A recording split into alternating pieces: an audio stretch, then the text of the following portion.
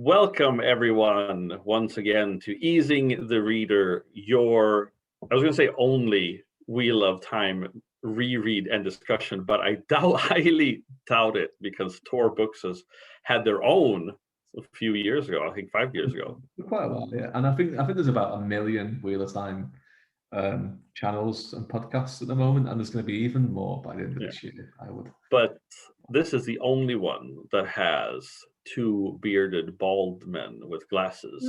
Maybe not. let's just give us something. It's the only one that has us two in it every single time. Exactly. Yeah. We do have special guests at times, but we're the same. But we're all I was going to introduce ourselves. I'm Chris Mary Holtman. With me, I have David Green. Hello. And if you're here, please obviously subscribe if you're watching on YouTube and give us a like. And if you're on Spotify, I think you can follow us there too. You can follow us. Unfortunately, you can't rate and review us on Spotify. That is unfortunate, but you know what? Tell your friends. Facebook it out, tweet it out, send them a message on Snapchat while you're listening to this. No. Use Kik in a special sexy group. And TikTok, is it? TikTok, yes, TikTok it out too. To one of use our voices and do a fun dance. Yeah, why not? Let's do it. I want to see you do it. I want to see you do it, Holtman. I do have a TikTok though. Yeah. Yeah, I do. Yeah, but I don't put anything up. I just downloaded the app there recently, and because my publisher keeps saying that it's really, really good for like book talk is really, really good, and she's getting loads of like good success from it. So I downloaded the app, but I hadn't set it up, and then like she sent me a video to watch something to do with my book. So I just clicked into it to watch it, and it ended up just setting me up a profile as I was trying to watch it. I was like, well. I have it now. And then like one of my mates is on it, and he just like started sending me this stuff, and it was like then my TikTok is just like just full of people dancing, and it's like this is not what I joined it for. No, I follow my niece because why not, my own daughter, and then I follow 2 Canadian bands, the Bare Naked Ladies and the Arkells. That's like all I follow. You don't follow me? That's really that's not nice. Well, I didn't know. You just told me you had TikTok. You should know. You should know as soon as I sign up for something new, you should know about it. To get a notification. You should. Yeah, you should. Any news, by the way? No. When we talk about before we talk about this young book here. Yeah. Reborn. No news. Nothing at all. It doesn't even look like they're flying out to go back to film yet, which we were told it's going to be like late June, but maybe they're just kind of taking an extra week or so. But I predict that we're recording this on a Monday morning. I reckon something will happen this Wednesday, and this will probably come out on Wednesday or Thursday, and it'll be lost because there'll be like some news that we just completely missed out on. I'll put this out either this evening or tomorrow morning, and then we'll get it out before. We'll get it out before. But I think something might be happening. It's been a while, and the person that took over the official Twitter feed responded to someone last Wednesday saying just have a little bit more patience. So I think something it's either going to be this week or next week. I did see that through Katie Sadai, which is, as I've said before, the only one I actually follow. But yeah, she had put that up. You don't even follow the people that have been on the show. I know I am horrible at that. I'm so horrible. I just want to also give a shout out to one of our watchers, Brother Buddha, who wonderfully got my book In Solitude Shadow, and left a really great review for it. So thanks very much, and I'm really glad that you enjoyed it. So thanks very much for that. I appreciate it. And as I said before we went on the air, we started recording, I have started reading it. I did catch a name in the beginning. It was very similar to somebody in the book. Oh yeah, there is. Yeah, that's a little homage to someone that's because it's funny. It's because I was writing the prologue was the last thing for that book that I wrote. So it was when we were doing this, and it was that character in particular you took quite a shine to. So I thought I just throw that little little homage in there for you, just to he shares some characteristics with this with his namesake from the Wheel of Time. Yeah. I Well, thought, I don't think I don't think it's wrong. I mean, because we I had this debate with somebody at, well, graduation was a couple of weeks ago here in Sweden, and as tradition warrants, us teachers usually have a little get together and knock back a few, just kind of discuss which students will miss and which we are glad left. um, but who we don't think will go to a higher education.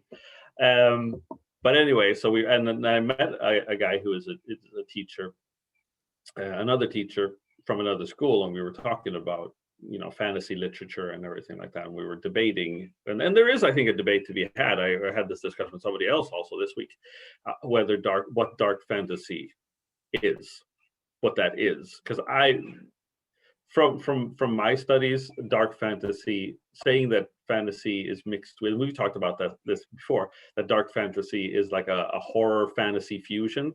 I don't really subscribe to that, because I feel like fantasy already has elements of horror in it, because one, fantasy comes from the horror genre, or at least the gothic romance. Secondly, how can you live in a world with trolls and dragons and orcs and not be scared all the time? yeah, yeah, And to me, dark fantasy is more of the psychological part, because even if I mean, like here in the Wheel of Time, obviously there's scary things that happen all the time, but and Robert Jordan does it somewhat, but not to the extent that maybe I would call it dark fantasy, is that he doesn't talk about like the psychological ramifications of it all the time. yeah. He goes into that a lot more as the series from book 4 onwards. Like you'll see after this one how there is kind of a bit of a tonal shift. And shift in scope as well. But yeah, I was moderating a panel about this, the difference between dark fantasy and grimdark in particular. And I think where the horror thing comes in from is like where fairy tales come from, and you get a lot of like, and obviously fantasy then comes from a lot of fairy tales. So you look at something like The Witcher, which The Witcher. So if you watch the Netflix show, that leans into that kind of horror side of it quite a lot in quite a few of the episodes, because it comes from the fairy tales of Eastern Europe and all that kind of stuff. And The Witcher is basically new versions of fairy tales from Eastern Europe, right? But then obviously with dark fantasy, I mean, I would class my book as I wouldn't say it's epic fantasy or high fantasy, although it does have elements of that. I would say it is dark fantasy, whereas Wheel of Time is more epic and high fantasy, I think, though it has elements. There's always blends of other stuff. But the thing for me for dark fantasy, what that is that there is characters that have shades of grey. It isn't always just good versus evil. But then it doesn't stray into grimdark, where it's like even the good characters are basically bad people. Right? Yeah. This is less bad people than some other people, right? So with someone who reviewed in Solitude Shadow as another author for Fantasy Faction, she's called Amanda Justice, AM Justice, who did a Wizard's Forge. She summed it up quite well in the review. She said that there's elements of grimdark, and it's certainly dark fantasy because it deals with psychological aspects. It deals with drug addiction, genocide, xenophobia, racism, and that kind of stuff. But then there is hope that runs through it as well. There's a thread of hope, and sometimes with grimdark, there isn't that thread of hope. You kind of just think that this is a bad situation and it's going to probably get worse. Yeah, the resolution is probably just going to be, well, this situation is resolved, but it's still not great. I think that the dark grimdark is more of the noir side of a fantasy, where it's like shit today, shit tomorrow. Like it's just like nothing ever happens. The world is maybe at best a darker place than it was after the story. After the story, it is in the scholarly community. Whereas where I usually do most of my debates about this, I think what they how they separate grimdark from fantasy is that grimdark is more of like there's a higher degree of realism in it that we've spoken Yeah, about before. That yeah, there's like there's real poverty, there's misery. It's like Ingmar Bergman would have directed the Hobbit, for instance. yeah, and it's like it's always normally like the main character will, or one of the main characters will always kind of be grunts in the army. So it Yeah, won't really be like a king or a prince or a queen or the chosen one or anything like that. It'll just be a regular Joe who is trying to make the way, who has yeah, done pretty bad things and will do some more bad things. Um, Whereas, like, there is elements of that in Wheel of Time where, you follow like Perrin or Matt, for example, who are on the surface of it, they're quite normal people. But however, the reason why this becomes epic and high fantasy is because even those normal people, like Matt and Perrin, have special abilities, yeah. right? I mean, they're special just because of the fact that Taverin, but also as well that we see Matt in the few chapters here where he comes back in to inject some life into the Yes. reborn. He has got some. He's been upgraded and has some extra abilities. Perrin obviously can talk to wolves and all that kind of stuff, and the other things. So like so even like the normal characters, because obviously Rand is extraordinary. In this, and he is supposed to be. But even then, the normal characters in comparison to him, who we follow, are also elevated. They're not just like Whiskey Jack in the Malazan No. series or something like that. But before he gets elevated as well at some point during the Yeah. thing. Yeah. No, I mean, and what I was going to say is like about the dark fantasy part is like I think in the scholarly community, dark fantasies usually has the psychological aspect. It's like what happens to a character when they deal with the horrors of living in a fantasy world Yeah. and horrors of like, well, yeah, it's like the battles and stuff like that, because obviously, Gimli and Legolas, they just kill people or orcs willy-nilly and without any effects of it. Yeah, kind of. I mean, they both then just they both basically commit nice suicide at the end. Like going off the Valinor, don't they? which is like that's the weird thing about Lord of the Rings and all Tolkien's work altogether is that there is a beauty in it all, there's a hope, but there's also like massive not pessimism, but probably nihilism, where it's just like they're a whole race of people, the elves, and then some other people like Frodo and Gimli and Legolas, their release is to basically go to the afterlife. But to do that, they have to choose to go there, to get on a boat and to go across. They're basically ending their own lives, and that is their reward. Yeah. Right. There's this kind of, and he doesn't kind of like try and hide that either. It's not just like kind of saying that, like, it's they're going to another place. Like, no, their lives are finished. They're choosing to go here, and so it's there is like that kind of, I think it's an overlooked aspect of Tolkien's work. You see it a lot more in the Silmarillion. There's a lot like the Silmarillion is there is no that would mean it's different because it's kind of mythic, poetic opera, I suppose. But there's no happy endings in the Silmarillion, and that is actually, I think, I would say, like if you're charting kind of dark fantasy and grimdark, the Silmarillion is one of the first aspects of it because there is no happy endings, right? And especially the first stage stuff, we follow like the family of Feanor who made the Silmarils, and they're just driven by vengeance and jealousy and greed. And then even when it's like they know the sons of Feanor are like, we shouldn't be doing this anymore, but like they just can't help themselves. And like when it's all kind of wrapped up, or coming towards wrapped up, like one of them just slaughters a whole bunch of people to get this Silmaril and then just throws it in the ocean, right? And himself into the ocean. So it's like, yeah, there is this aspect of Tolkien's work, and I think that comes from one, what he was trying to create, where he was trying to create this big mythology with this big kind of redemption arc, which follows through into the Third Age. But also, I think is that his experience of being in World War One Yeah, really informs that kind of there is no happy ending to this. No, definitely. Yeah. Well, actually, my point was that when it comes to horror is like one of the few literary genres that is very self-aware.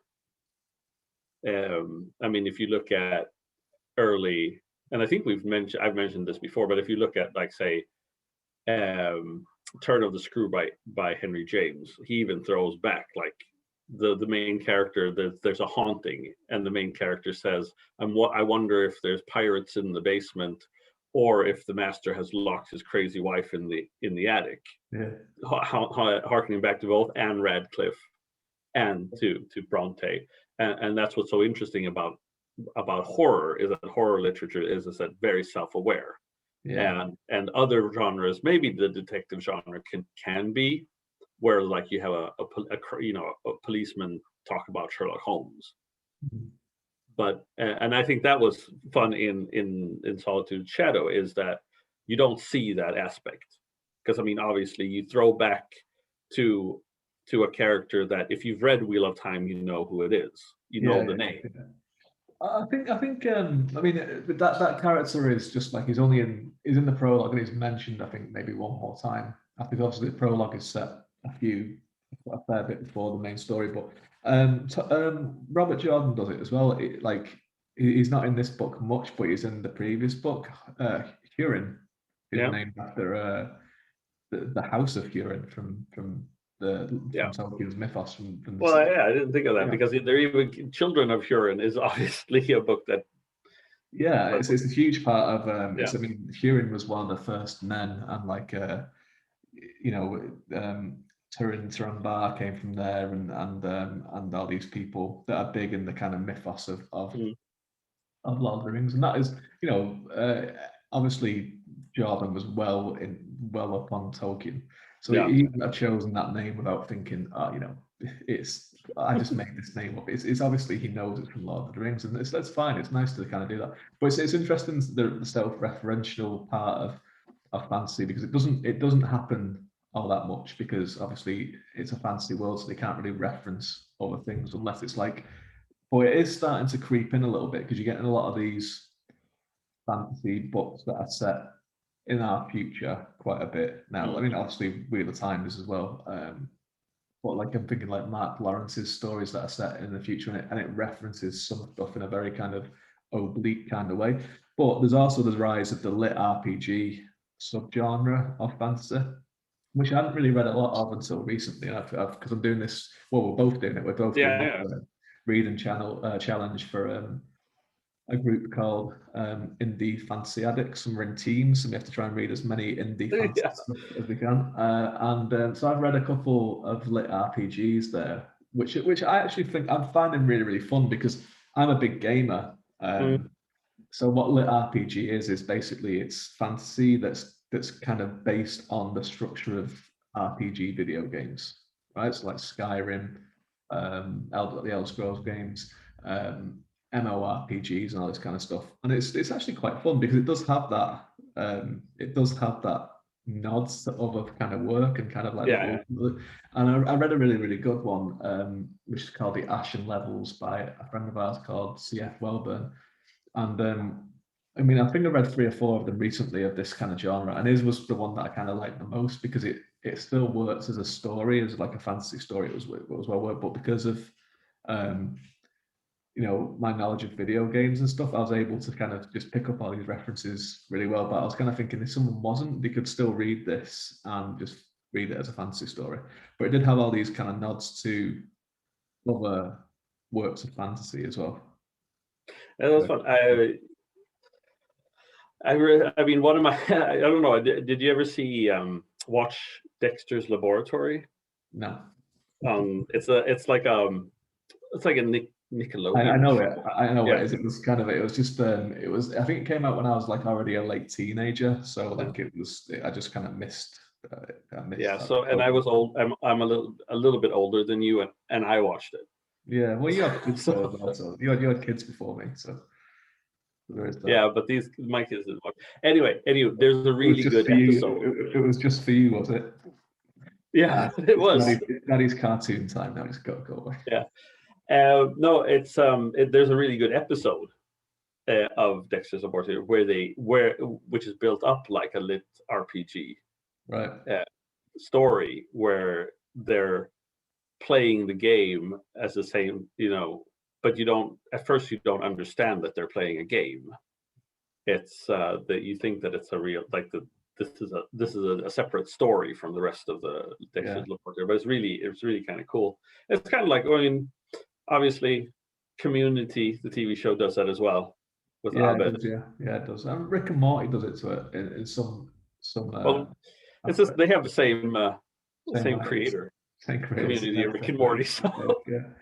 But yeah, it's an interesting subgenre of fantasy. I can see some people probably really kind of look down on it, I think, is from what I understand. But I can see that it can be done really, really. The problem with it is that it can be repetitive because video games are repetitive, right?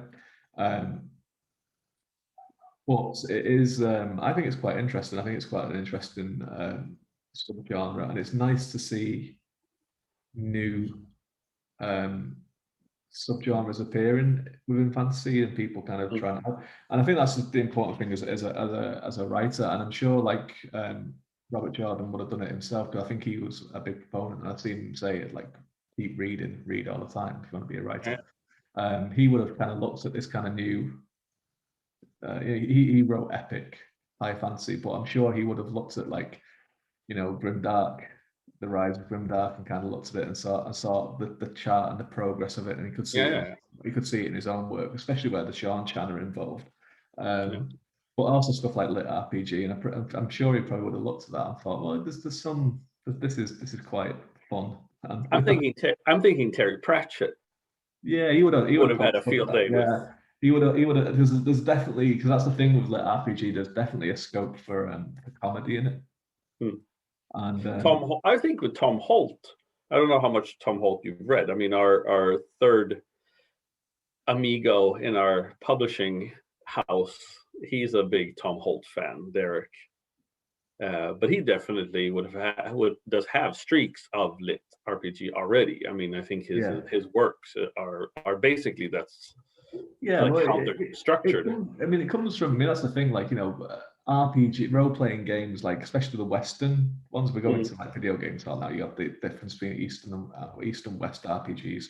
So the Western ones would be like, World of Warcraft, Elder Scrolls games, and then the Eastern ones like Final Fantasy and Dragon Quest and all that kind of stuff. So the Western ones are more open generally, not turn-based and what have you. But I mean, they are basically, they get their rise from their inspiration from fantasy books and Dungeons and Dragons, right? And then it turns and that sort of stuff. So they all have the same kind of origin point, and basically you can see that in when you're reading a book. So when you're reading The Wheel of Time, the characters get a quest at some point during the book, and they go off and they have a quest giver.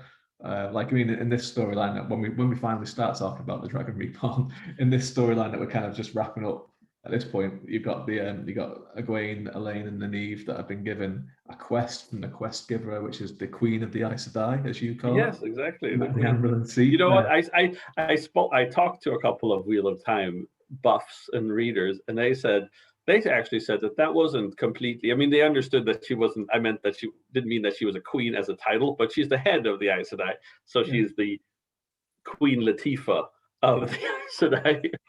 Craziness. So they're given a quest, and they're going to go off, and at the moment they're just kind of. So it's like when you're playing Skyrim, and you get given a quest by someone, and you go to leave the room, and someone else is like grabs you and goes, "You're going to do this quest, but maybe I'll give you a better offer if you do this for me instead." So you have all these different options that pop up, and this is basically what's happening here in the Dragon Reborn. They get given the quest of being that Black Azure hunters, and then they're waylaid by all these other interested parties saying, like, you might want to just have a look at it. Here's an additional side quest for you. I think the best part is maybe you should do the dishes, because instead. Yeah. Should we jump into it then? Because we are going to start from the Red Sister, and then we're going to end at Scouting and Discoveries. We bloody are as well, aren't we? Yeah, and the thing is that the Red Sister basically is the tail end of what we talked about last time.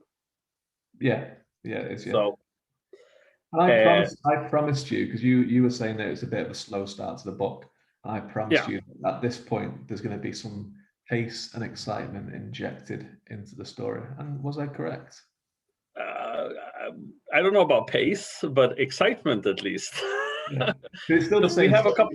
It's sticking to that same structure where it's like I'm doing one character for like 3 or 4 chapters, and you have to just live with it. But I mean, the chapters are these. I mean, to be fair, the chapters are shorter and not as repetitive as they have been. So yes, the change of pace. And basically, as I said, the Red Sister chapter is just them being scolded. Elida just comes in and gets right up in their faces, doesn't she? I know. Right up in the faces. That's what she does, though, isn't she? What do you think of Elida so far? I would say that she's there's a character.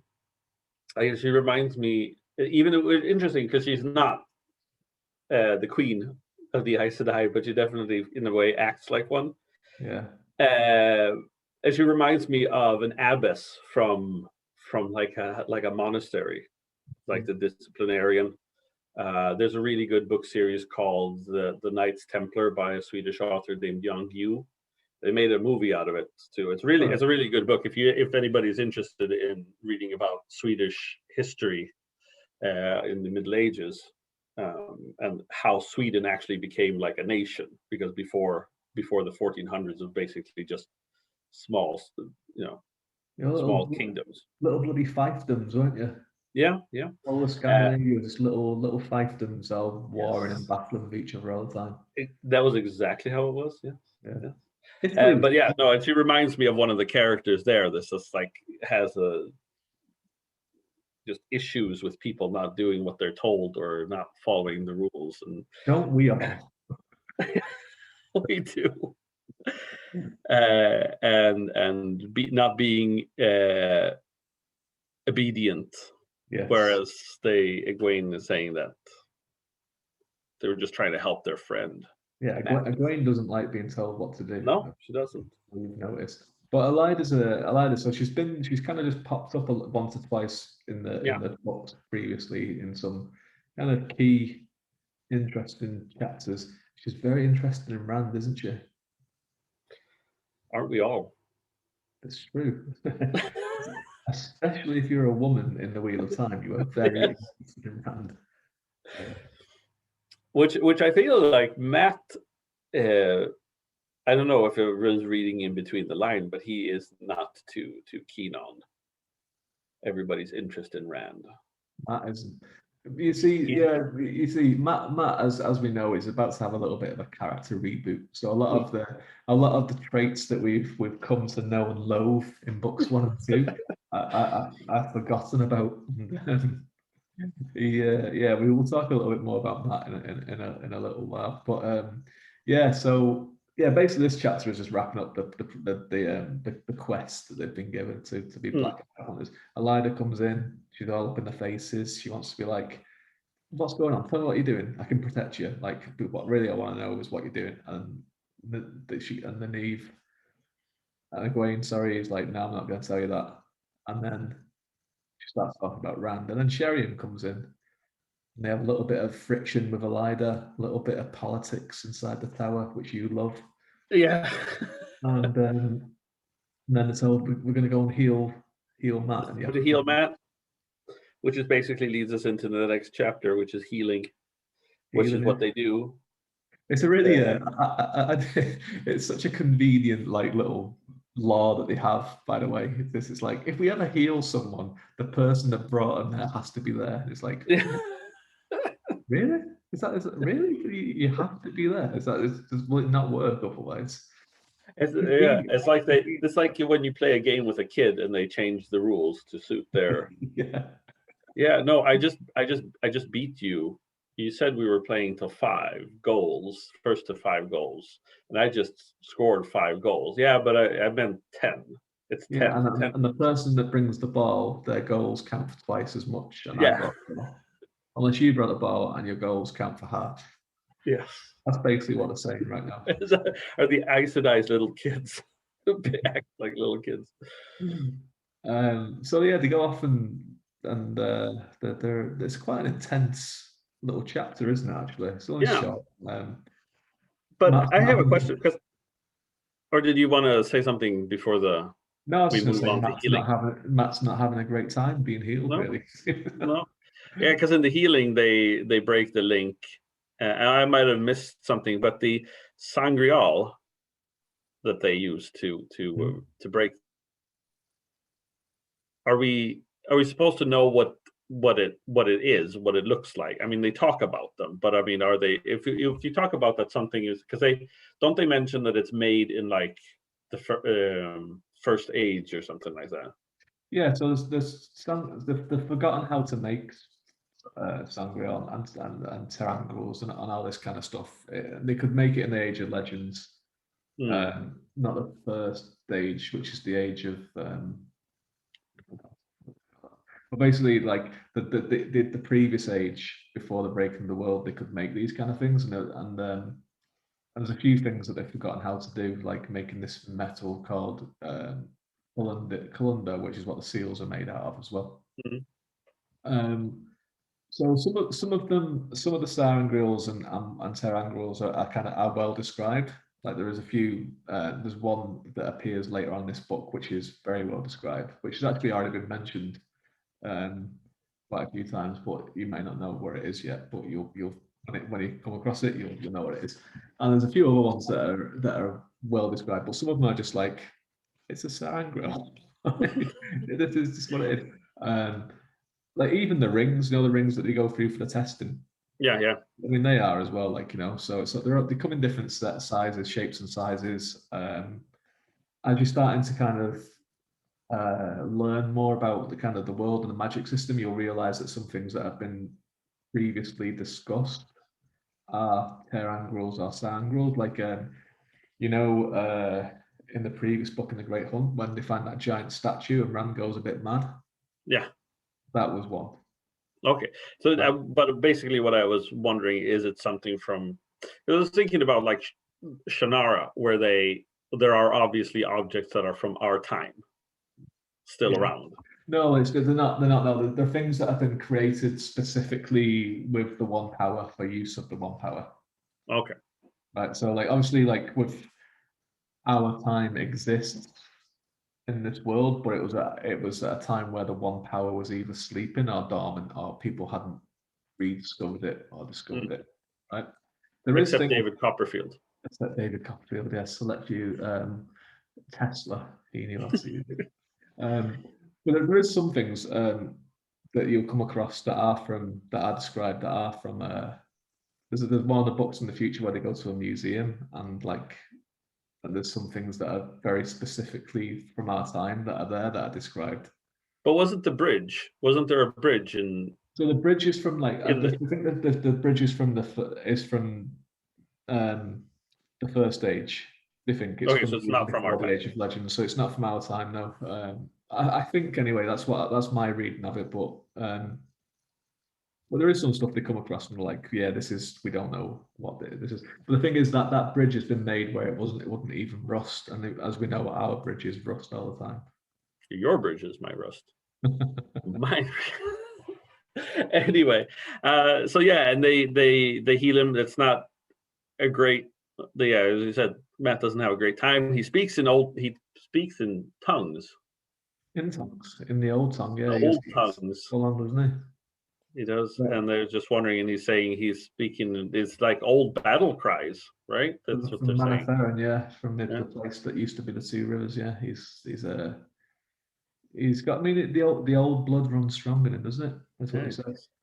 That's us. He's done that a few times before, hasn't he? When he's been in battle. You remember? Yeah. Way back in the Eye of the World, when he has his first battle, and he starts shouting in the old tongue. And then he's healed, and he wakes up, and we kind of get we find out that he was dreaming, that he was leading men in battle, and that's why he was. Yeah. But before that, though, he gets healed, and then like he's there, collapsed on the table, and all this kind of stuff, and like Sharon's like, "Okay, off to the kitchens, girls. Just forget time to go to work." And it's like she said, "I've got a side quest for you." Yes, you're gonna go and do some grinding to level up. Yeah. But it's so weird. It's like, come and see this. Come and see your friend basically be tortured into so he's better, and then go and clean some dishes. But it's really. I mean, I think it's like I see it as, I don't know, basically like an old, you know how in samurai movies when you have like this monk who's just like, yeah, you need to do this because you need to learn some stuff that happens. And I kind of see it as that thing is like, yeah, okay, that was done. Now you go do your dishes. Yeah. It's like in the future you will know why you had to see this. Yeah, that was because you had to have some substance put into you. Something and that like is that. by washing some dishes. The thing is, as well, right, is that this always puzzles me about magical people. Why not just use magic to clean the dishes? Yeah, I don't know. They do it in Harry Potter. They use dishes to do. It always used to make me laugh. Obviously, now being an adult and having my own house and doing chores and everything. When I was a kid, like we'd have a washing machine, and like my mum would be like, "I've spent all day washing clothes." It's like, you just put clothes in the washing machine and it does it for you. Go and do something else. So it was one of those things that never like. And it's now I would never say that to my son. I'd be like, Obviously. the machine's been doing it. Like I've just been doing other things, right? But it's like that's the same thing. It's like, oh, I've spent all this time washing dishes. Just use magic. You've got like a full tower of people that can use magic. Just use magic to do it. Don't they do it in Merlin does it in Once and Future King? Yeah. And at Fantasia, obviously Mickey. Yeah. But maybe that's why they don't do it. Maybe there's a legend in the White Tower of like this probably this magical mouse that used the one power to do some shortcuts with his chores and created mayhem. We're gonna have to ask John about that. The It's link between Jordan. It's mention of Mickey Mouse in the White in the notes. But yeah, so Matt wakes up and he's been dreaming about Moraine, interestingly, and some battles. And then there's a lot of there's a lot of detail on about his food, because he has food laid out for him. We're just like Matt has just been basically rebooted. Like as a character, like his character has just been healed at last for the first time since pretty early on in the first book. Really, he's had this thing going on him. But even if you compare his character now when he's waking up the way that he thinks, and obviously it's the first time that we've had like a POV chapter of Matt, I think, in the whole of the books, right? No, there was something in the Eye of the World. Maybe a little bit. It's not a little bit. But I think even when you compare his character to before he got the dagger, he is different now. He's like, and I think I see this a lot in the community where people are like, they don't like Matt until book 3, and then book 3 is when he's like, he is for the rest of the series. And it's like, I remember when Brandon Sanderson took over the books, he said the hardest character to get right was Matt. I can see that, yeah. I think even Robert Jordan had that difficulty of like, where is the line to get Matt how he is, because he is a rogue when you talk about like kind of fantasy tropes and fantasy characters. He is a rogue. He has that temperament, that characteristic. And with that kind of thing, it's where do you put the line? Where do you put the line? Because they are going to do things that are selfish, and they are going to be greedy, and they are going to be kind of immoral in some aspects. But where do you put the line? Because you have to have them likable at the same time. And I think he kind of, with the influence of the dagger as well, which you have to kind of think. I always think that he went a little bit too far with it, to the point where he was unlikable, and especially in the second book. Like I can forgive him in the first book because of like he has got the dagger in his. It's before he gets any kind of healing whatsoever. But in the second book, he has some kind of healing where it's like he still needs to be fully healed, but the dagger doesn't have that same influence on him anymore. And he just comes across as too peevish and just you'd be kind of like if you were a random parent, you'd be kind of like, why are you friends with this guy? Yeah. Like he just can't let anything go, and he's just so like hypocritical and everything like that. But I think something major that happens to him is the flicker scene. Obviously, that has a big impact on him. Yeah. Because Well, I mean, the thing is, I think he becomes a little bit of an. I mean, I think if we just talk about like these kind of like, what is it, 2 chapters basically, which is that where we get his point of view, awakening and visitation. Yeah. A little bit more as well. I think it's the next kind of block that is kind of its own that, I think, isn't it? I was wondering, I was trying to remember looking here at my notes. It's like, because awakening is obviously when he wakes up after he's been healed and he eats a bunch of food because he kind of contemplates what he's been up to. Oh yeah, because he has 2 chapters there, and then the last chapter of this sequence is from his point of view as well. Yeah, and then he goes the visitations, where our favorite female character, or at least mine, Celine, re-enters the narrative. Yeah, because this chapter where he wakes up is basically just him pottering around, eating food, having a good think, and we're kind of just reintroduced to the character. I'll kind of rambled a little bit then, but my point was that this chapter was kind of saying this isn't the Matt that you knew before; it's a new Matt. He's got this new kind of ability where he's like got these memories of something that never happened to him about war and everything like that, and he's kind of thinking about what he should do next. But then he obviously kind of eating all of his food. I know, that's interesting because it's like, I mean, there's been food before in the book. There has been food before, yes. But this is the first time we kind of like, oh, this is the kind of food that they eat.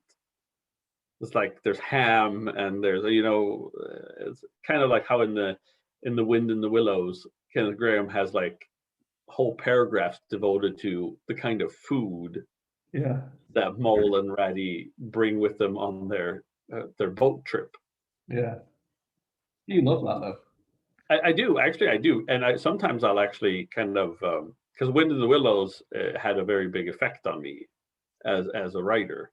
Yeah, and a lot of times because I also hate people who aren't nobles, and I think that they should be beaten to death with sticks, which is basically what Kenneth Grahame was trying to say. He loved a bit of gentry, didn't he? He did. That's what he wanted. He wanted everyone to be gentry and everyone else was a serf. Yeah. But he also wanted everyone to be animals too. Yes. Who also eat smoked tongue for animals. Yeah.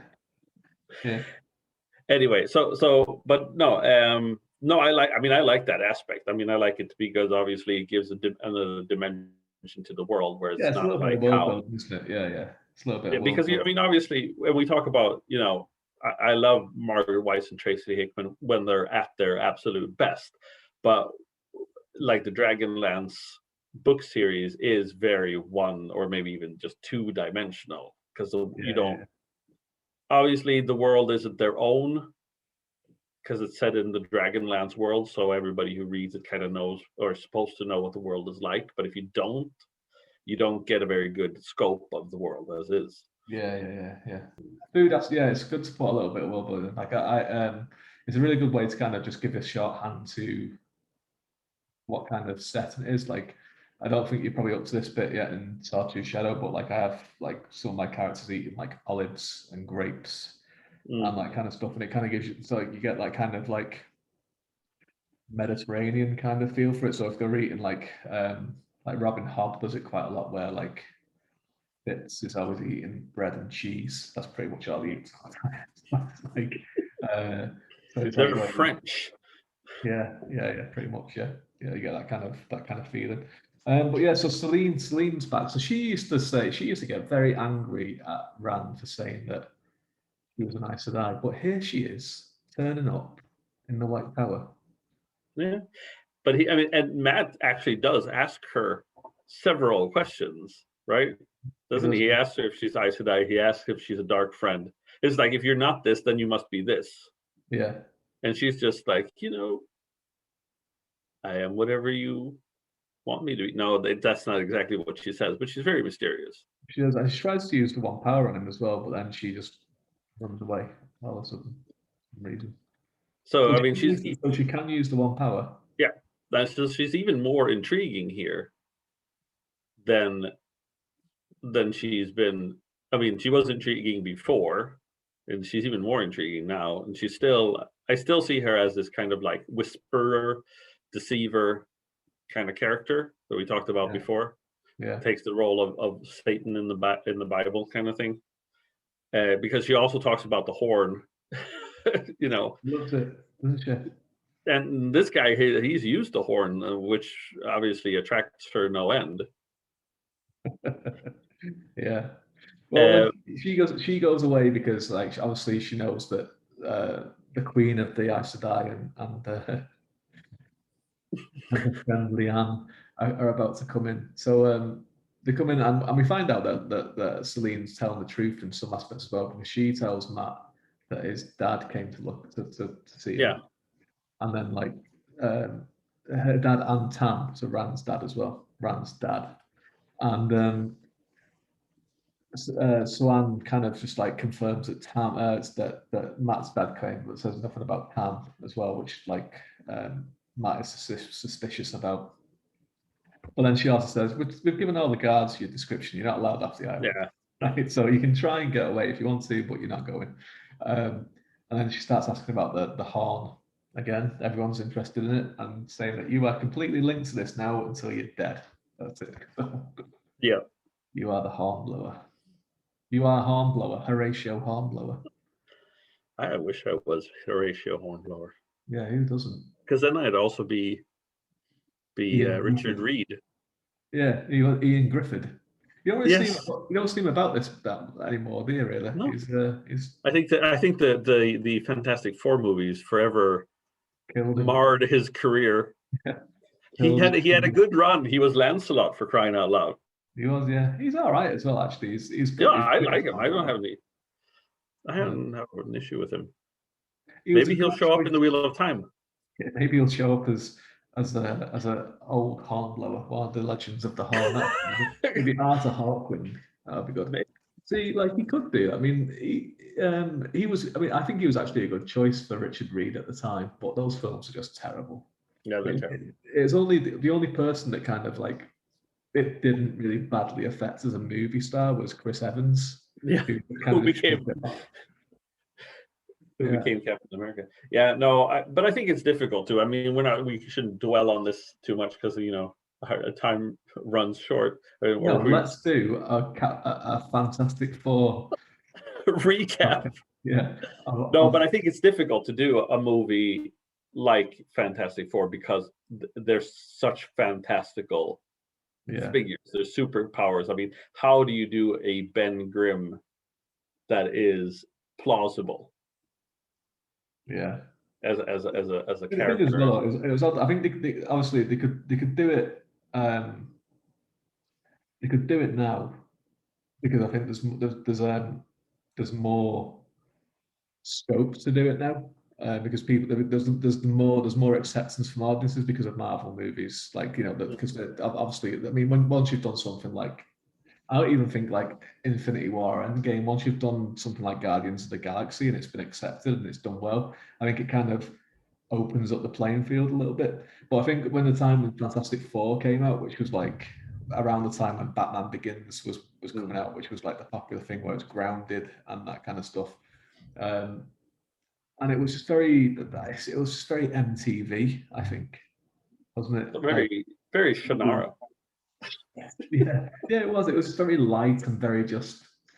There's no stakes to it. There's no weight to anything that's going on. And that's the thing, though. The only good aspect of both of those films was Chris Evans as the Human Torch, right? And I mean, the thing, Dr. Doom is such a good bad guy. He is, that they kind of ruined. I mean, they could have done so much more. He could have been so much more evil. yeah. Victor Von Doom, like because he is like, I mean, I'm not like a huge Marvel comics buff. Like Me I know neither. them, I'm aware of them. Like, and you know, I know a lot of those things. Well, I know a lot of people that are, and a lot of them would say that like Doctor Doom is the best Yeah. villain in the Marvel comics, like by far. Like, he's the most The threatening. worst is Dr. Octopus, obviously, because who the hell believes a guy with a bunch of arms coming out of his chest? Yeah, who would believe that? Who would believe that? Well, yeah, so he's kind of he has been ruined by those, not just two fantastic, by the three Fantastic Four films, because there's that train wreck of one that came out a few years ago as well. But it's coming back. It's coming back. Yeah.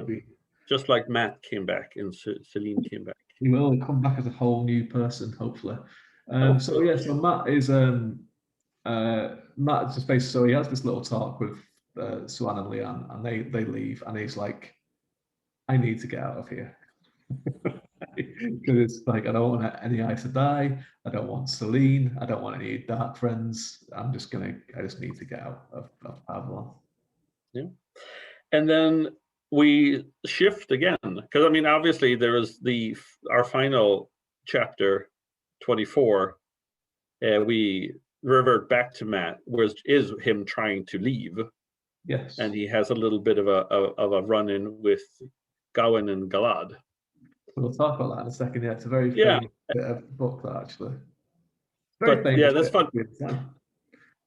It made me think that I think I said that last time, that Gawain and Galad are kind of like the comic relief of the book. They remind me of Tulio and Miguel from The Road to El Dorado. Like, two roguish characters. But anyway, yes, we go back. Egwene, they're talking about dreams. Egwene and her dreams. This is a very heavy. It's a very heavy chapter in terms of like world building. And it's, well, actually, I think the three, 21, 22, 23. I mean, the one where she goes through her test and then is accepted. There's a lot of heavy world building, because there's a lot more about the Ajar, the green Ajar and the red, all the differences between them. This one in particular goes into something that I've been kind of waiting to kind of talk to you a little bit about, because it's something that's been subtly in all the books so far, and explains a lot of things that are going on. So I want to ask you, when she talks about the world of dreams, tell Aran Riyadh, where you can go into it physically. Yeah. Did you think, oh, that explains X, Y, and Z from previous things that we've seen? So, like, for example, the dreams with the Dark One. Yeah, a little bit. Perrin's kind of experiences as well, and all that kind of stuff. It reminded me, we've spoken about this before, the influence of Lovecraft. Yeah. In Robert Jordan's writing, this whole dream world where things can actually happen, like in Nightmare on Elm Street. Yeah, that's right. Yeah, and it adds to the whole kind of metaphysical side of the Wheel of Time. There isn't just this one plane of existence. We've seen another plane of existence where they go through the portal stone. They go to this different kind of thing, that a place where it could have been. So there's alternate realities, and then we have this other one, this other layer where it's like this world of dreams. And there's a few other things that like Verin kind of taught, and this is why a lot of people like Verin. I know you've been kind of lukewarm to her so far, but she's like pointedly reads an old manuscript by someone who's saying that like Bowserman is actually Ishmael. He's not the Dark One, right? And she kind of pointedly leaves that hanging for them. And then she starts talking about the Dark One, the creator, how like there's all these different planes of existence, but there's only one creator and there's only one Dark One. So if you free the Dark One in one world, he's free in all of them, which kind of like brings you to exist. Like if there's multiple realities, it's like so many different versions of Rand, and they all have to keep him sealed, because if he's out in just one of those worlds, like that's it for everyone. Right? Well, I mean, it also kind of, I mean, it goes into the next chapter where she sees these possible futures Yeah, or what they are, and what we've seen that several times. These kind of like, these are, what ifs, or the question is, are they running parallel, or are they not running parallel, or are they, yeah. It's a bit what are they? fluffy. Yeah, I think that bit is a little bit fluffy. It's something that especially the alternate reality one, where with the fact that like there's only one dark one, kind of, yeah, it doesn't. It puzzles me a little bit because you have these other worlds where like it's hinted at that the world that Rand goes into is one where the dark one had won. Hmm, But then that might just be a world where what that could have been, where it yeah, isn't reality, right? Yeah, so it's interesting. But like they also say that Varian says that all the Terangro that were stolen were all ones that are what they thought had to do with the world of dreams as well. hmm. And she gives Egwene gets one, right? There's the twisted stone ring. Yeah. And that's interesting. It reminds me a lot. I mean, this whole thing of like dreams and the parallel worlds and everything like that reminds me very much of one of the great comic book series that was put out in the 80s, called The Adventures of Luther Arkwright Yeah, by Brian Talbot, which basically has kind of like the same thing, that there are parallel worlds, but there's also like an evil force that goes through and disrupts all the different realities. And yeah, then Luther yeah, Arkwright is like the only one that there's only one of that can yeah. stop it. Yeah, yeah. It's an interesting. Like I always do like an extra level of thing. And it's a good way also I mean, it brings in a different kind of brings in different stakes, and it brings in different things that characters can do. Because obviously, like it's been hinted at before, and not even in this book, but in the Great Hunt, that Egwene was a dreamer, which is something that is, as far as the eye concerned, is something that's very unusual, Yeah, not very common. But it's also hinted that Perrin is as well. And obviously Rand may have had experience with it too. And yeah, obviously with Baalzamon kind of things is there.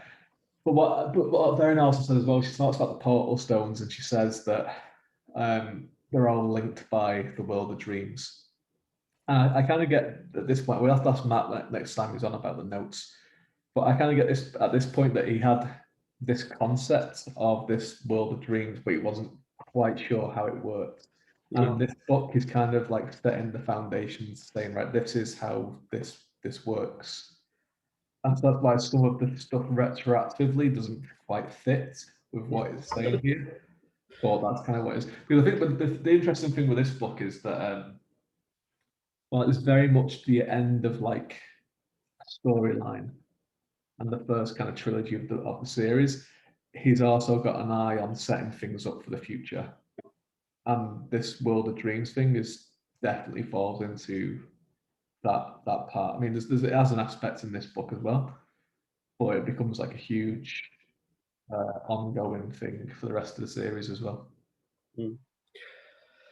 Um, and they get a list of Black Ajar that has who have left with the Andrin as well, Oh yeah, right? but before that, it switches POV to Verin's, doesn't it? And she's like, didn't give her all the notes because she's not ready for them yet, Yeah. and no one else knows about them except for Verin. So she's got a few. It's interesting that he changes the point of view there, Yeah, like he's done in the past, where it's just like one turn. he does like doing that, doesn't he? Just like a little paragraph change of POV or something. That'd be something that you'd be frowned upon these days. Yeah. That is interesting, because I've seen that a lot. There was a discussion in one of the author fantasy groups, is that like how editors today or publishers today will frown upon things that are seen as, fine and, completely, okay, just like maybe 20, 30 years ago. Yeah, And then why is it, you know That's I think that's a discussion for a different time, really. It's all about I it's all about sales. I think a lot. I think what happens now is that people try and become very safe, and I don't mean writers. I mean a lot of editors and publishers, and particularly traditional publishers. And it's like they don't want to do anything that's too unusual. They know they know what the formula is, what people want, and it's this, right? And that brings just a lot of safety. Then a lot of things where you read things and it's like, well, don't do this because editors don't like that anymore. Don't do this because they don't like this anymore. No. Whereas like when you're someone like Robert Jordan, and this is his style, and obviously he was writing these 30 odd years ago, and then obviously it got to the point where he was still doing it when the last books came out, when Brandon Sanderson took over. But that was the style then, so it's kind of like, well, that's his style, so that's fine. Mhm. He sells, so he can do whatever he wants. Right? But then if like you came along, I'm like, I'm going to do the same thing that Robert Jordan does. You'll have editors going, well, you know, you're not Robert Jordan, so you can't do it. Yeah, that's true. Anyway, let's jump to Egwene being accepted, or going into her accepted test. Yes. Just like with everybody else who's been accepted that we've seen before, is Nynaeve, which was kind of rough with her. It was. It's very rough on her, but it's not only rough on her, it's also rough on everybody around her, but we'll get to that in a bit. Yeah, and there's a little bit more like points out a few of sorry, it's the hay fever again. It's like plants all over me. I'm sure I'm trying to be killed. A bit more hypocrisy from Elida, because she's saying that Egwene shouldn't be tested, and like Sheriam's like, well, you didn't say that about Elaine. No. So yeah. But I mean, here Egwene's her three kind of tests are very similar because they all involve Rand and her kind of relation to Rand. The first time there's a big difference though as well with hers, because before she hides the ring, doesn't she, in her clothes? Yeah. And then Alana Mostovoy is there as well, and she says that there's some strange resonance coming from the thing. So obviously, like what that says to me as well, that there's a reason why this chapter comes right after where we're kind of this big reveal about the world of dreams, is because she is going off into the weird. This is something to do with Telamriod when she goes through here. And so that's what links all. And there's after effects. Yeah, and there's after effects in the chapter afterwards too. They talk about there is, what went wrong. What went wrong? We have to figure out what went wrong. Yeah. But basically, it's, you know, the first one, she's married to Rand. He suffers from uncontrolled channeling, or whatever you want to call it. Yeah, and what's interesting in this as well, it ties in with the flicker scene as well. Yeah, doesn't it? So it's like when we talk about the last chapter and everything else, there's these different planes of existence and these different ways of what could happen. It's kind of consistent for everyone, like, you know, and it seems that there is like certain paths that people would have gone onto. And from, if you think of Rand's experiences and then Egwene's, as if they didn't leave the two rivers, there would have been massive war with the Seanchan and other things, and Rand would have. That's kind of fun because it's funny because in the first dream he doesn't know who they are. They talk about the war. Yeah, they do. Yeah. With the Seanchan, or so he tries to pronounce it. Seanchan, I think he calls them, doesn't he? Yeah. And then in the second one, Rand asks Egwene to kill him before he's turned to the Shadow. He's in the Royal Palace of Andor, which Egwene's never seen. So this is an interesting thing. Like, she's there in this thing, and she knows what it is, but she's never been there. Right. So it's like, do they have like some kind of memories from their other selves, like this kind of, like when they're in this world of dreams, do they kind of share some kind of instinctive kind of memory or something from these other people? That is an interesting aspect, you know, the whole thing of like when they come into these parallel realities or alternative realities, that they retain the memories of the person that they are. Yeah, and even though they this is jump. even though this is in the future as well, Yeah. a potential future. That's the thing with this is we don't know what's happened in this bit. We just know that he's in the royal palace of Andor, which she's never been to. He's trapped. He can't shift it because he can't keep the madness at bay. So she wants him to be killed, so he doesn't turn to the shadow. So this is something that could easily happen in the future, right? We don't know if it is going to or if it's not. But she kind of just knows all of what this is without even, you know what I mean? Like she's just, even though it's a dream, but it's a real place, and she knows what it is straight away. And then is this the part she meets an Aes Sedai who's been stilled? Well, she comes out, doesn't she? Then she talks to Sherian before she goes in, and she asks if someone can be turned to the shadow by force. And Sherian is like shocked that she's asked, but she says, "Yeah, you can be turned to the shadow." With 13 dreadlords using 13 Myrddraals. Yeah. 13 by 13, and it turns into the shadow by force, which is interesting. A little interesting wrinkle. So it's like, are all the Black Ajar, are they all there by choice, or have they been turned, or you know? Well, yeah. So she goes through the last arch, and she finds herself as the queen of the Aes Sedai. Yeah, the queen. She is the queen of the Aes Sedai. That is true. Yeah. She has that role, and then she has to gentle Rand, who they bring before her, and he says that they claim that he claims to be the Dragon Reborn. Mm-hmm. Yeah, and then she refuses to. Elida's there, and then another character called Beldine as well, and she's saying gentling and whatever, and Egwene refuses, and she's taken away to be turned to the Black Ajar, doesn't she? Which is like kind of like, so it's like, is it because she's just learned about this that you can be turned, or would she have known this already? Like, you know what I mean? This is this is the kind of thing where it's like, what is that? But the funny thing is with this, when you compare it to when you compare it to Nynaeve, she really struggled with. Well, she failed. In fact, she didn't go through the last arch, did she? Then she channeled to bring the arch back. And we're told that you can't channel there, but like Nynaeve has done it, and Egwene has done it since. But Egwene has like no hesitancy at all, really. As soon as she sees the arch, she's like, because this is obviously with Nynaeve, like to become an Aes Sedai for Nynaeve, it was just because that's what she thought she had to do to keep her friends safe. But what she really wants is to be with Lan and to have a life with Lan, right? Whereas Egwene, like,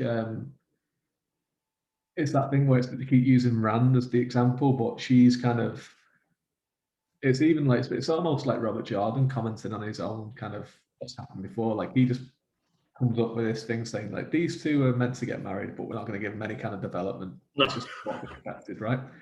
But now he's kind of using it as an example, saying, this is what you really want. And Egwene's like, well, no, it's not actually. I want to be an Aes Sedai. So when she sees the archway, she's like straight through the door. And we forgot to mention that they have a baby. They do, yeah, Joya. Yeah, Joya in the first one. Yeah. It's not. I mean, it is what it is. I mean, obviously, Egwene comments on it when she comes out, but it's nothing that keeps her. Yeah. Keeps her wanting that life. Exactly. Yeah, that's what she wants. And then so she comes out in the next chapter, and they're like, the ring, that ring that you brought with you is causing some problems. And they're all very upset. Well, not everybody, but most of them are upset. Yeah. And Alana blames herself. She does, yeah. But then Egwene's like, "Tell me about the Green Ajar. Kind of want to know about them." She's kind of happy. Because Alana says like, "Well, is it because?" And she talks about like the relationship to men, the different Ajar have. It's like, well, if you're green, you like men. You like men, but you also like battle. Yeah, and the red, and so she talks about the relationship, and I'm not really sure why she does that. If she thinks that that's what Egwene is asking. Yeah. Do you want to? I mean, what kind of Ajar do you want to be so that you can have a man? Yeah, so she kind of gets the wrong end of the stick there, doesn't she? I think, and I Yeah, reckon that's going to change a little bit in the TV show as well. Not that there'll be yeah, like more free with men or anything, but I think that aspect of Egwene, I think that's going to change a little bit as well. I think they'll more go into the fact that she's just driven to be in like this. She wants a part of her wants glory, a part of her wants to be the best, but yeah. she's very driven for her goals, and her goal is to be like an Aes Sedai, I think. Well, she gets sent to bed So anyway after she gets she told. meets Elaine. Yeah, she meets Elaine, and Elaine's sad. We don't hear about. We just hear that Elaine was accepted as well, Yeah. and but that was it really. We don't hear anything else about what she did. But that was it. That's the end. That's the end of that. Oh, and also as well, Elida is pissed off at Egwene, and that's kind of again, it's kind of setting up a little bit of friction between those two characters. Yeah. And then we go back to Matt. This is kind of like, I don't know. I mean, the chapter obviously to kind of build his character a little bit more. He tries Yeah. to get out, but he can't because this Scottish-speaking guard says that you're not allowed to get out. And then he meets Elsie Grinwell. Yeah. So there's a lot of returns in these chapters. Yeah, Matt so returns. Elsie Grinwell's acting a bit weird though, because Matt's kind of like, "Do you remember me?" And she's like, "You're not supposed to be out," and she's very Yeah. kind of harsh towards him, which he's like, "That's not how she used to be like." No. I bet that if I'd been Rand, she wouldn't have been like that. Maybe. But I mean, it's interesting because it's kind of like we were talking about this lit RPG. It's kind of like this. A lot. You feel like that Matt's a character in like Skyrim, and he's walking around, and the game is telling you where to go and where you're not allowed to go because there's somebody there saying, "I used to be an adventurer, and then I took an arrow to the knee. Don't pass." It's like. And then it's like he's like, I need money to kind of get escape. So this is what it's like. It's like go and grind for a little while to get some better experience and some money before you can do the next bit. So he comes across Gowan and Gallard, and he's kind of as I said, the Tulio and Miguel. Yeah, and he's kind of Middletown. watching all the Aes Sedai kind of moon over them, and he's kind of getting a little bit kind of annoyed about it all, thinking that it's just like, well, so he challenges them to a fight at the same time with a quarterstaff, and he of course beats them. He says like, "You get a coin off me, and I get 2 coins each from you." Yeah. And Hammer, the teacher of the warders, is all for it. He's like, yeah. This is going to be a great lesson. This is going to be a great lesson. And Matt, he makes sure that all the Aes Sedai accepted are all watching, and he beats them bloody. Yeah, I know. And it's kind of funny because here, I mean, I think Matt becomes kind of like he's almost like an anti-hero here. Yes, yeah. He's kind of like a devil may care, you know. I was like, I don't have time for any bull crap in this world. I just want all the Aes Sedai are all like annoyed at him because he's beating Gallard up in particular. But yeah, so what do you think about what do you think about the logic of this? Because the Hammer is not surprised by the outcome of this fight. A farm boy with a quarterstaff can beat two princes of the realm. But I think obviously overconfidence comes into it from Guard and I think as well, like this is one of those classic kind of sword play things that if you're 2 people attacking one and you're not used to doing it, it can be sometimes harder to just it's better just someone to wait. But also like the quarterstaff beats 2 swords any day of the week apparently. How do you feel about that? Well, I mean, obviously, I think that well, I mean, obviously, I expected it to happen once they even decided that they were going to fight. I was not surprised, but I mean, also it kind of shows that Gawain and Galad are, as you said, they're overconfident. They need more practice, but I also think that it also shows that Matt has some special abilities, in that he can defeat them. Yeah. without any issue. So it shows that there's something that is different with him, because I don't know if there's ever been meant, because they mention it in this chapter that he favors the quarterstaff or the bow, Yes. but there's really never, has there been a mention of him using quarterstaff before? Not.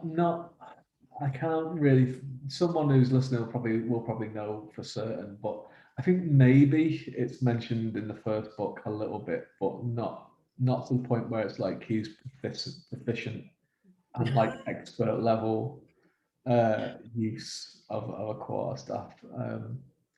Yeah, this is what I mean. The reboot of the character of Matt is in Full Swing. This is a really good scene, though. It's a really funny scene, and I always Yeah, I know. It's I think it's hilarious, and especially his interaction with the guards, and that they've been drilled.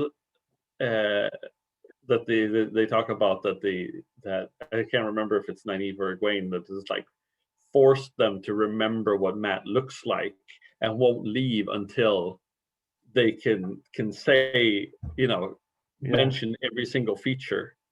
It reminds me of that bit, in The Simpsons with when the Itchy and Scratchy movie, and Homer let Bart go and watch it. Yeah. He's trying to go to cinema, and they've got all his details, and then like finally when he like Bart's a judge, and Homer's able to go and watch it, and it's still got his information up in there. Yeah. Which is actually interesting, because I was watching the latest season of The Simpsons a couple of weeks ago, where there's a second reference to Bart being a judge in the future. Oh, is there? Which is odd, because in all the future visions, Bart is like this bum with two sons, who sometimes lives at the school. Yeah, he does. Yeah, sometimes it's ever changing. Like, so it's not quite like the visions in the world of dreams, which are quite consistent. The Simpsons' visions of the future are ever changing. Except for one thing. Lisa is always married to Milhouse. Yeah. It's the one constant. Everything's... But yeah, no, this is hilarious. I think it's funny, and it says like Galad and Gawain are there to lighten the mood a bit after a lot of heavy stuff going on. So like for this read, yeah, it was a good chapter. I promise you, it was turning. I think it's all plain sailing from here on in now. I think it's all good times in this book from now on. It's it's an interesting start to the book. It tries something new that I don't think really works particularly well, with the kind of 6 chapters at a time from the same point of view. But then I think from this point on, with the kind of quick switches in POV, there's different. The repetitiveness ends a little bit. But yeah, Matt's reintroduction really does kind of shake up the book, which I think it needed at this point. So, yeah, good stuff. Good stuff. Reborn. We're about halfway through the Dragon Reborn already. Yeah. Next time we'll be reading from questions, right? And all the way to questions to Within the Weave. Within the Weave. The first ship. Right? Yeah, the first ship. Yeah. Questions to the first ship. Yeah. Well, and then we will be over halfway through at that point. There you go. There you go. And hopefully next time we talk, there'll be some news. I guarantee there will be. Where's that trailer you talking about? I reckon it might be this week. I think you say that all the time. Well, it's supposed to be end of June, and we're literally in the end of June now. So I think unless they're saving it for Jordan Con or something, but they need to stop just sending stuff out for us fans and the fandom now. They need to start advertising them for the wider market. So I think that's what they really need to do. Because if I remember correctly, and I could be mistaken, but I mean, I obviously remember, if you follow like Bleeding Cool or Paste Magazine or any of those kind of like outlets that one of the few more mainstream news outlets that actually cover fantasy. There were tiny mentions of Game of Thrones coming, and there was a little bit of news. Yeah. But I mean, it felt like Game of Thrones kind of they didn't really promote it heavily until like just before the release. Yeah, I think that's the way. It's the 28th of June now, so it's practically July. This thing is supposed to be out in November, so we've got 4 months before it's out, right? So I think it's about time to start ramping it up a little bit. And I think there's a difference between Game of Thrones and Wheel of Time. I mean, not saying that Game of Thrones or that the Song of Ice and Fire was less popular, but there is, if we talk about a cultural, social consciousness of art, Wheel of Time has a bigger place there. So more people who aren't. Before the show came out, yeah, definitely before the show came out, it was, yeah, definitely. Yeah, because I mean, obviously there are more people that are aware of the Wheel of Time that aren't generally fantasy readers. Whereas like A Song of Ice and Fire was more that. I mean, if you were a fantasy reader, you would have read it or you would have heard of it. But if you're like just an average reader who might have read Tolkien or Dragonlance, maybe know of Conan, it was likely that you at least knew what Wheel of Time was and you'd seen a Wheel of Time book in the store. Yeah. So I think they need to push it now to capture those. Yeah, I think they will. Like, I mean, I'd be surprised if there was no trailer by the next time, or even like a bit of news by the next time that we come on in 2 weeks or so. Because I think it's just like I say, like it's only 4 months away now if it's starting in November, and I've seen I was looking at Amazon and other places, and the description of the books have all changed now. It's all soon to be a major TV show. They've started putting stickers on the front of the books and stores that I've seen now. I saw that Katie today posted that. Yeah. So there's the wheels are in motion to kind of. Obviously, we know that there's new covers coming in as well, but that's going to be a bit further on down. But even like the preliminary stuff is the wheels are in motion now. Like there's little things that are happening.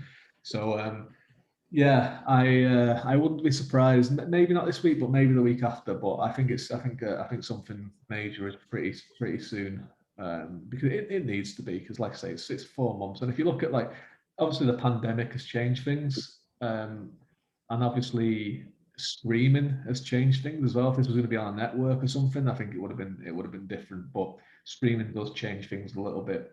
Well, then if you look at stuff like this year in particular, WandaVision, Captain America, Falcon, Loki, and all that, they all had trailers around 6 to 5 months before it came out as well. So yeah, I'd say we're close to it. I mean, I can't imagine it going past July without having a trailer, to be honest with you. Do you, just one thing before we close out the show, how disappointed would you be if the new covers of the Wheel of Time books were just the American covers, but with the actors from the show? I'd love it, because you know how I think that's what I'd like. I would like to get all the actors from the show posed into those covers. So I'd like them to recreate them with the actors from the show. That's what I want. We need to do this. We need to do this episode. We need to figure out how to do it, because as bad as most of them are, I do love them. I love how bad they are. Yeah, I would love to see them just all recreated. It'd be so funny. Well, on that note, I'd like to thank everybody for tuning in and listening. As we said in the beginning, Facebook it out, tweet it out, do a TikTok dance about it, Snapchat it to your friends.